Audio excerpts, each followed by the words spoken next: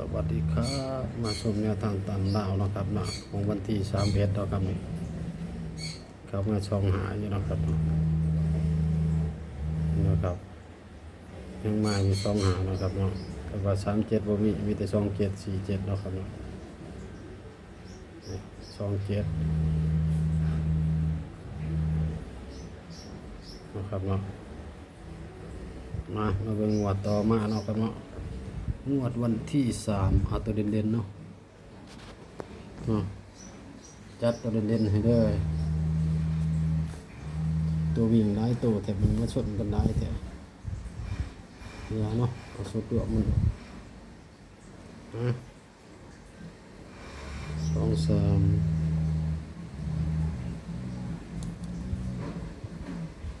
2 5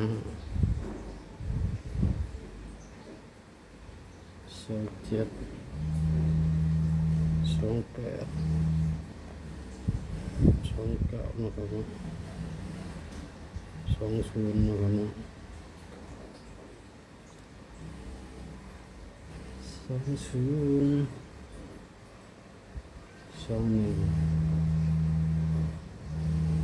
0เนาะ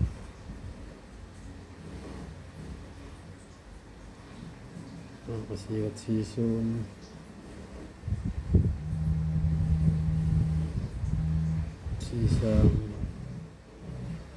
นะครับเนาะ46 47 48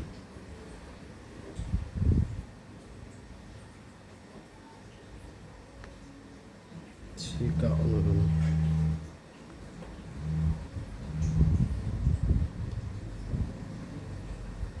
บ7บาท70นะครับ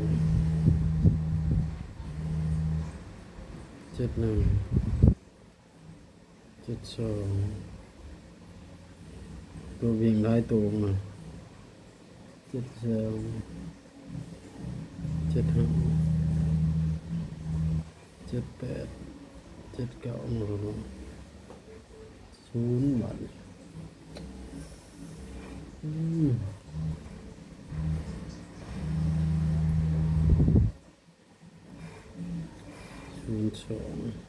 02มีแล้ว03เนาะ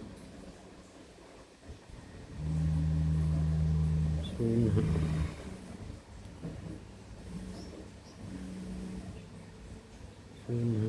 07นี่แหละ08 09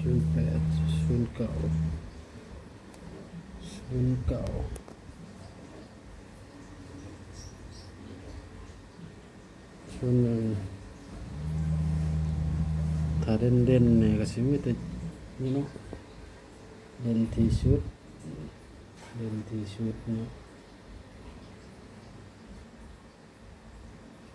ี่สิมาเนาะเด่นตรงๆว่าอย่าง28 08ตัดแต้มเอามื้อนี้เน้นตัดแต้มมาเนาะครับเนาะแต้ม7เอาแต้ม7แต้ม5บ่มีเด้แต้ม7มีเอาตามบงเนาะครับเนาะแต้ม9แต้ม0แต้ม1แต้ม2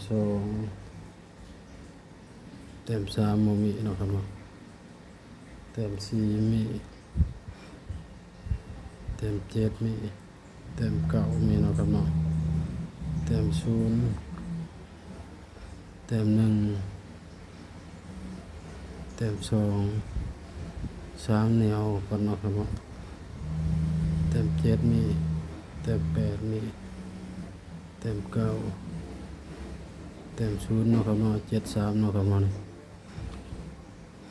แต้ม2มีแต้ม5แนวออกก่อนเนาะครับเนาะแต้ม6มี3หมู่ก่อนเนาะครับเนาะ5ก็บ่มี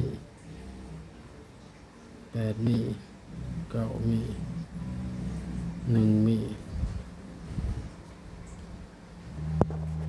ตัวเด่นส้นกันที่ละสองตัวสองตัวตัวเด่นมันสิมี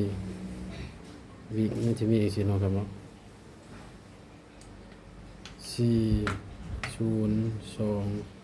7เด็กมันมากๆกันถ้าส้น4ตัวเนาะครับเนาะมันก็ต้องมา40 42 47มีซ้ำนี่เนาะมันก็